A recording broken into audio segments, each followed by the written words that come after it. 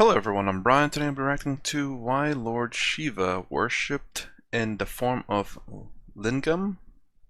And that might be it. I'm not sure. I don't know what a Lingam is. So this is a request. I do request if you have a request, please leave the title of the video, the channel name, and the length. You can leave the link if you want, but there's a chance that it might get put into like the spam comments. And there's been many that's been put in there and I don't even notice it. I sometimes check there. Usually it's a whole bunch of weird links and I don't have time to really go through all of that, but at least when you leave just a comment type word, it generally doesn't mark it as spam, hopefully. But anyways, let's go ahead and get started. I don't know anything about I don't know what a lingam is. Lord Shiva, I'm getting a little bit of better understanding. I have not had many requests to understand Lord Shiva's video. I think I had like maybe one or two. And prior to that, I understood Shiva to be something in Final Fantasy, if y'all ever played Final Fantasy the game. But I know that I don't think that's Shiva. I don't think that's the same Shiva. I'm not sure. So let's go and get started. In Hinduism, Shivling is a symbol that represents Lord Shiva as the most powerful deity. Temples are built in his honor, including a Shivling, which represents all the energies in the world and beyond. There is no origin or form that can be associated with Shiva. Humans need a symbol to worship.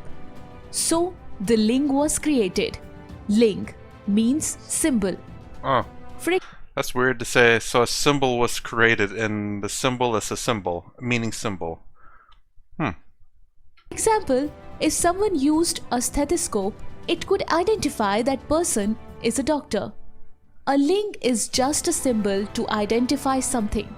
This symbol we call Shivling has a scientific explanation. Gotcha. Shivling consists of 3 parts. The bottom, that has 4 sides, remains underground. The middle part, that has 8 sides, remains on a pedestal. The top, which is actually worshipped, is round. The height of the round part is 1/3 of its circumference. The 3 parts symbolize Lord Brahma in the lower part, Lord Vishnu in the middle, and Lord Shiva in the upper part. The pedestal is provided with a passage to drain the water that poured on the top. Lingam symbolizes the creative and destructive power of Lord Shiva and the devotee attribute great holiness to him. This does not mean that others should give a false meaning to the image of Shivling. It is unfortunate that Western scholars have mistakenly associated this lingam with the phallus, a male sexual organ, and have seen obscenity in worship. As it is described that Lord Shiva has no form, it is ridiculous to claim that lingam represents a phallus. That is why Swami Vivekananda described Shivling as a symbol of eternal Brahman. Hinduism does not oppose science. It doesn't even oppose other religions. Science is a continuous effort to discover and increase human knowledge of the physical or material world through experiments and observations. But Hinduism has the strength to provide answers to certain problems that science has not been able to solve. And probably may not ever solve, except through chemicals. Because, well, I mean, the speech with Sadhguru and Engelman, along with, well, not the other guy, I think was it in Yale University, Sadhguru, and I can't remember the guy's name, the one that interrupts Sadhguru like twice. Because I think they were talking about more along the lines of burnout, whereas Engelman was talking about neuroscience. He's well, it says it on the title, he's a neuroscientist, and he talks to Sadhguru about that. Shivling represents the entire cosmos, and the cosmos in turn is represented as a cosmic egg. Again, an egg is an ellipsoid that represents neither a beginning nor an end. The truth behind the scientific research conducted by scientist Niels Bohr shows that the molecules are made up of atoms that consist of protons, neutrons, and electrons, which play a vital role in the composition of Shivling. In those days, instead of using those English words such as protons, neutrons, electrons, and energy, ancient sages used words such as Lingam, Vishnu, Brahma, Shakti, etc. Since Sanskrit was the dominant language in those periods, Sheikh Vyas, the author of Mahabharata, mentions that Lord Shiva is smaller than subatomic particle like proton, neutron, and electron. At the same time, he also mentions that Lord Shiva is greater than anything greatest. Shivling is not just a simple symbol. Our rishis wanted to send a message to the masses that they can see the smallest form of nature in the form of Shivling. Shivling represents the atomic structure. In our atomic structure, there are protons and neutrons, surrounded by electrons that spin rapidly. An examination of the image of Shivling in the context of Bohr's model would demonstrate the surprising truth that Brahma created the world. Shivling demonstrates the behavior of protons, electrons, neutrons, and energy. Lord Vishnu means proton with a positive electric charge. Lord Shiva means neutron without an electric charge. Lord Brahma means an electron with a negative electric charge. Shakti is represented. Let's go back real quick.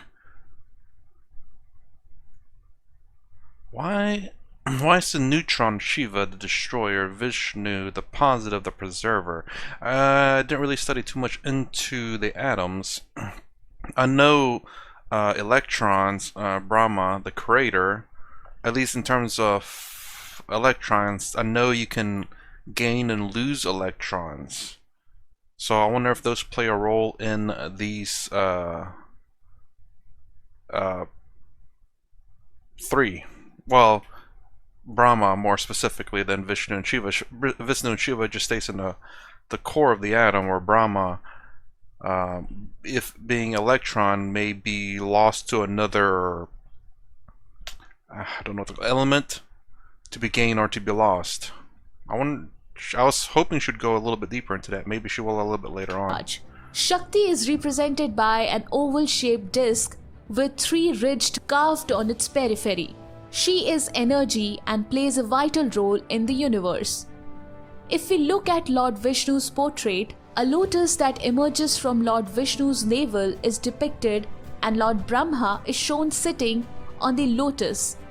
Lotus means energy that has the force of attraction. The lotus stem can bend due to its flexibility, indicating that Lord Brahma moves around Lord Vishnu. This is a message that the electron is attracted to the protons due to the opposite electrical charge. In addition, neutron is represented as Lord Shiva, which has no charge. The nucleus of the atom also contains neutrons. Neutrons are about the same size as protons, but they have no electric charge.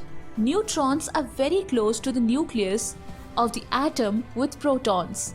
When the nucleus of the atom contains as many as protons and neutrons, the atom is stable.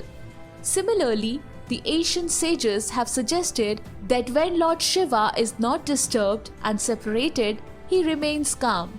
Lord Shiva keeps calm because Shakti takes the form of Renuka. The energy that forms the molecule is denoted by their valency, which in Sanskrit is Renuka. Renuka is one that produces Renu, or a molecule. 2 atoms from a molecule.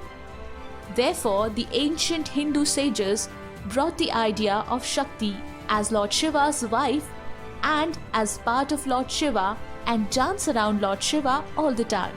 However, when neutrons is disturbed and separated, disasters occur, which means that Shakti ends up being a terror known as Rudrani or Kali, who performs a destructive dance indicating a natural disaster.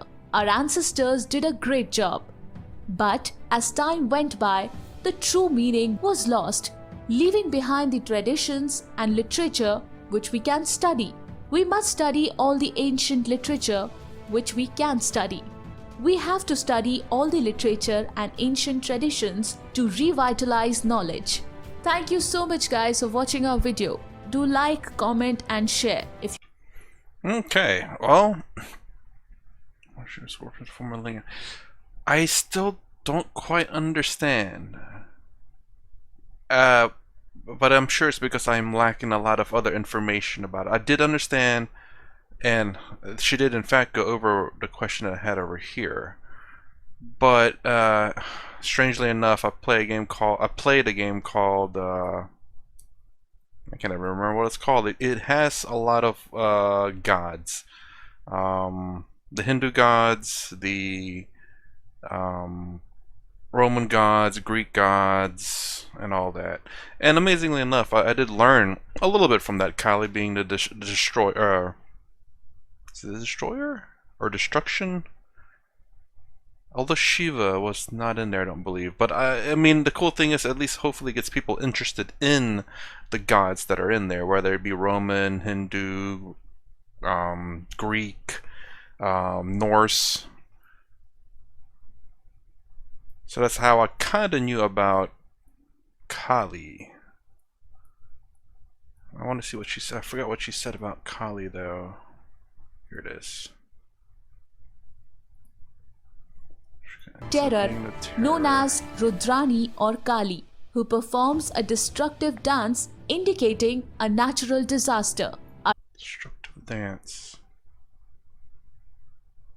Destroyer. Okay. I didn't know Shiva was the destroyer. Is that how they're actually represented in the text, that Brahma's the creator, Vishnu's the preserver, and Shiva's the destroyer? Again, I have very little knowledge on the Hindu gods and maybe the Hindu mythos and whatnot. And plus, again, not very many people have requested videos about these. I am very much interested in any kind of mythology as well. And it seems like this is very much tied into, well, at least they're tying this into the science.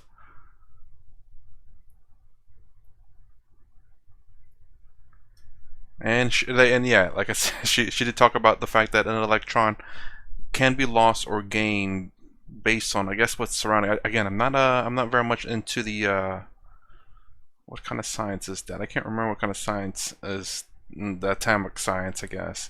I just happen to remember that from my science class. So I can't really say too much on here, other than it's interesting,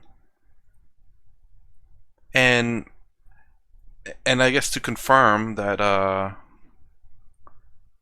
because again, I don't know much about the these three at the very least, and I don't know however many else there are. If what Osho and Sadhguru is saying is correct, there are lots of gods, but I have a feeling these are at least very much the major ones. One of the major ones. I know Brahma's talked about a lot.